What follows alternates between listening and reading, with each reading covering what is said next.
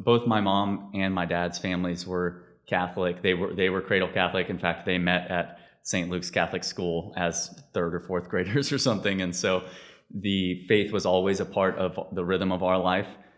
And at a minimum, certainly Sunday Mass, but then also things like when we would travel or be in the car for longer than 20 minutes, we would pray the rosary together as a family. So prayer was definitely a part of our family life growing up. So that started for me in 8th grade as I was preparing for receiving the sacrament of confirmation there at St. Luke's. And at that time, my oldest brother was a seminarian for the Diocese of Dallas, and he discerned that God was not calling him to priesthood. But for that period while he was in seminary, he was also my confirmation sponsor. And the combination of kind of realizing as a 13-year-old, okay, I know enough to just kind of decide whether I'm going to take my faith seriously, whether I'm really going to engage this, and I'm always going to go to Mass with mom and dad. They're going to take me, but am I going to make this something meaningful to me, something that I care about? So that on one side of things, and then his influence as my brother, and it really planted the seed of maybe God is calling me to be a priest. And that sacrament was so powerful for my own journey of faith in general, because it was that intentional preparation and his mentorship that led to a real particular grace over and above the grace of confirmation, but an experience that evening of just, for the first time in my life, experiencing and realizing God's personal love for me. Like he loves me, Kevin. He has a unique plan for my life, and that kind of opened the door and got me thinking about priestly vocations. And then the next couple of years, I would read books and stories about priests, and my heart would be burning within me as I thought about what it meant to provide the sacraments for God's people, and to be there in those most important moments of people's lives, to be the presence of Christ for them. I went to Dallas Jesuit for my high school. There was a lot of good there, particularly the emphasis on two things: being a man for others as one of their constant slogans, and the experience of the brotherhood there was one, just a lot of fun. You're a high school guy, and being alongside all these other guys was fun.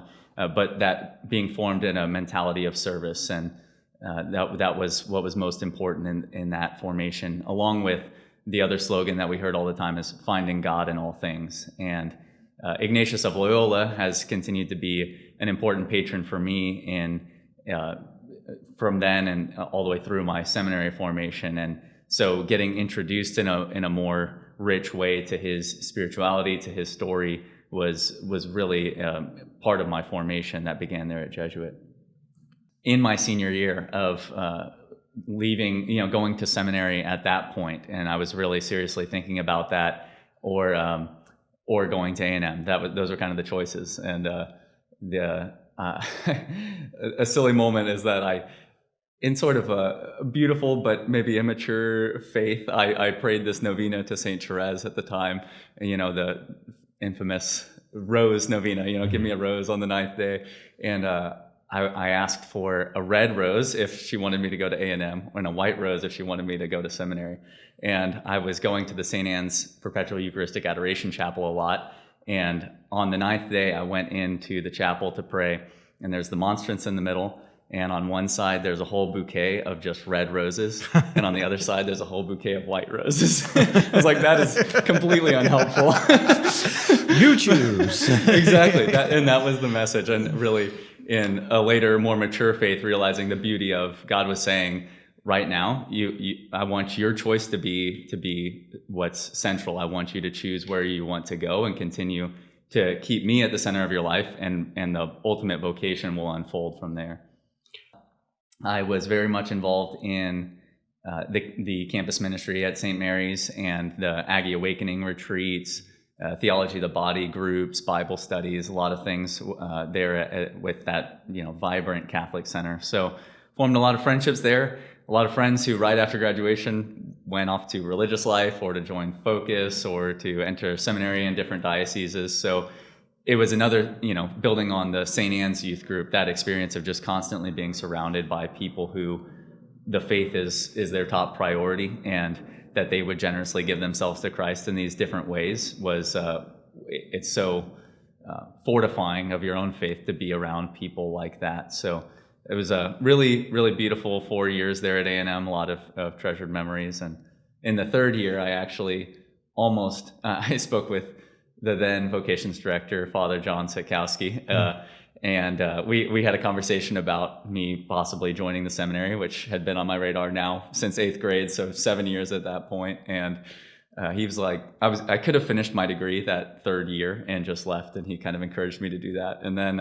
And then he didn't hear from me for another for 18 months. So I made my decision and stayed there at A&M, and it took me a little longer to get into the seminary. It was not terribly surprising, and thankfully, having an older brother who had gone before, vocations are notoriously hard for mothers. And so vocations to the priesthood are. And she had already had she had already been broken of that the first time by my brother going. So she will happily tell you that. She said that recently. And so they were not surprised. I told them maybe 6 months before I officially turned in my 2 weeks notice and left my job, I said, I just want you to know this is almost definitely what I'm doing. And, kind of want you to be aware of that. And it was hard. It was definitely hard receiving that and me making that transition. The fact that I continued to be at peace about taking that next step was absolute confirmation that it was God inviting me to that and not me trying to seek a change and run from something. There are many, but I'll limit myself to in Philippians chapter 3. It's one of these passages where St. Paul is reflecting upon his own experience of conversion and that Damascus Road encounter with Christ. And he is saying, he's pressing on to the heavenly goal and to this union with Christ. He's praying that he would experience the death of Christ in his body so that he would also be able to experience the resurrection. And he says, I strive for it not as if I've already attained it, but I strive to make it my own because Jesus Christ has made me his own. And how beautifully he reflects on the order of those things, because so many times in the faith, we think we need to do everything right and check all the boxes, and then God will love us. He'll make us his own unique, special possession. But Paul's out there with the opposite experience. He was murdering Christians, and Jesus intervened and made him his own in this unique way. And it's in response to that gratuitous love that he's experienced that he does all that he does, and the amazing way that he preaches the gospel so tirelessly. And that's a reminder for all of us. And I experienced that in my own formation and now priesthood, that it's really that going back to that heart of things, that Jesus has made me his own, and going back to that confirmation night, experiencing that in a particular way in my own life. And it's in response to that I want to love him in return and to share that love with his people.